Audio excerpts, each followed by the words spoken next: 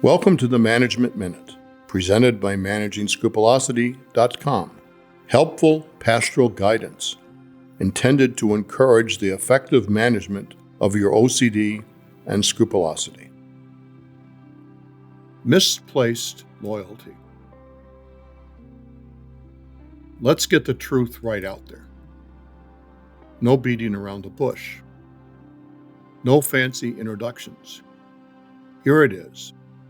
The unvarnished truth. Although your OCD and scrupulosity demands absolute loyalty from you, it will not return the favor.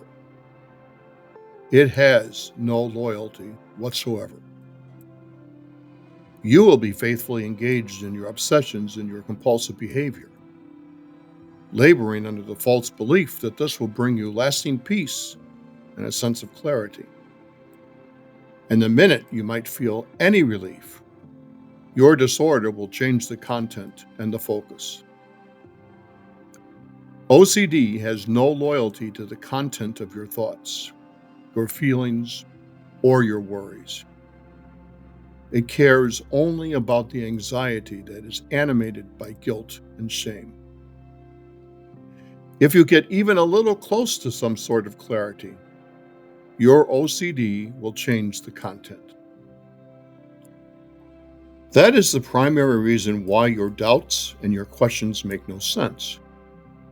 You believe that if you can just get a clear and unambiguous answer to whatever it may be that you're focused on, you will then enjoy peace.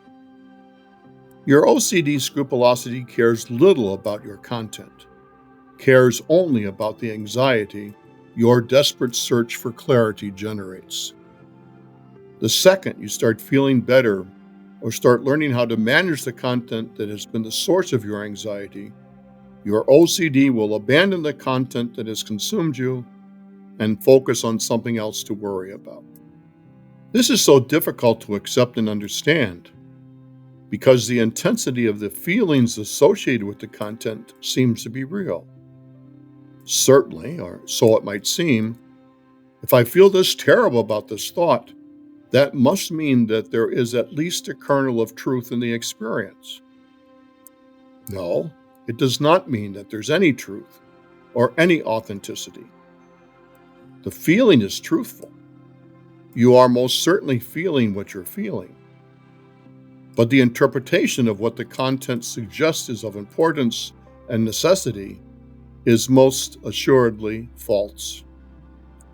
The disorder uses the content to generate the feeling and to confuse you, setting you on a hopeless spiral down the rabbit hole, each step increasing the anxiety. The obsessions and the compulsions that are generated in response to the false interpretation of what you are feeling just become stronger and stronger. They never reset to zero. You do not start from scratch. You begin where you left off. And with each compulsion and obsession acted on, the feeling is incrementally increased. Not so much as to startle you or to make you aware of what is going on, but just enough. Yet another lie generated by the disorder. You receive temporary relief, so that must mean you're on the right path. Nothing more than another lie. The only path you are on is slowly growing the feelings and the hopelessness associated with the fear that is generated by the content that you're responding to. The worst outcome of this constant back and forth is real suffering and ultimately confusion and a sense of helplessness. Feelings associated with content, generated with just enough hope to make you believe that it demands a response, all the while leading you more and more down a path that leads nowhere. Is this a description of ultimate frustration? Does all of this mean that you're doomed to a life of suffering with a disorder? No, it doesn't. But it does mean that you have to be willing to abandon the content that disturbs you as easily as the OCD will abandon it. You cannot be more loyal to the disorder than the disorder is loyal to the content. You are the only one who can say, enough is enough. I will manage these feelings and not respond to these fears. It can be accomplished, but not by paying attention to the details of the content, but rather by feeling the feelings generated and learning that your feelings will not harm you. Feeling bad does not mean that something bad has happened or will happen. Feeling lucky does not mean that luck is guaranteed. Feeling surprised means that you're surprised. Feeling angry means that there's something that has made you angry. All this is perfectly normal. It does not mean that you sinned. It means that you're alive. Unfortunately, with OCD scrupulosity, you are fundamentally, through no fault of your own, disconnected from the true meaning of your feelings. Your default perception is some kind of catastrophe, the worst possible outcome. This interpretation is generated by the content that your discovering is using to make you feel anxious. You have to learn not to default to the disorder's perception, but rather take the time to interpret what is really happening. This means feeling the feeling, discerning what is really happening, learning to automatically reject rather than accept catastrophe, and then moving on. If you desire to manage your OCD and scrupulosity and not be tossed about from one obsession or compulsion to another, the way to healing is not through the content that you're paying attention to.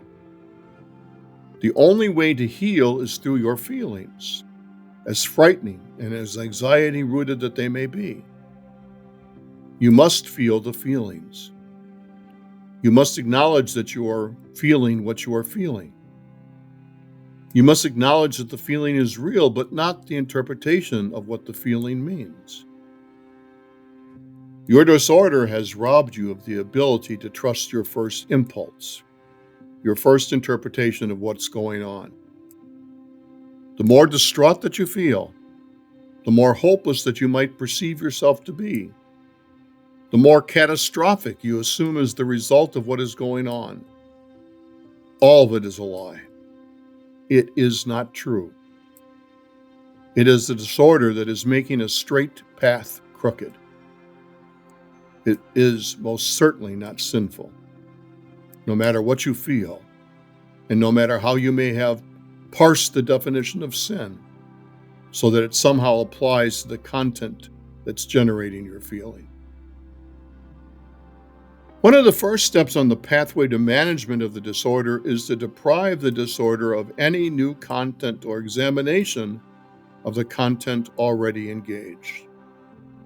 That means stop researching. Stop asking questions. Refrain from the impulse of seeking reassurance. You cannot simply reduce the content or try to manage it. You must stop collecting new content without exception. There is no such thing as just a little bit more, just one more question. You already have more than enough information, and more information is not going to do anything more than make you more confused, more anxious, and less peaceful. Loyalty is a wonderful virtue. It is good to have good and loyal relationships. It is good to remain loyal to family and friends, and to be as supportive as possible. Misplaced loyalty, on the other hand, is not a virtue. Remaining loyal to the content that is generating fear, shame, and guilt in support of your OCD and scrupulosity is not a virtue. You cannot and must not be more loyal to the content of your suffering than the disorder is. Don't fall for what is not true or helpful. Trust your feelings, yes, but only after you discern if the feelings are authentic and true, not just generated by the content that your OCD is using to make you suffer. If you wish to learn more about this topic, please refer to the citation that we have provided. Please visit YouTube at Catholic OCD for a variety of video presentations on important topics. If you wish to support this ministry, please visit the funding platform at patreon.com, also at Catholic OCD.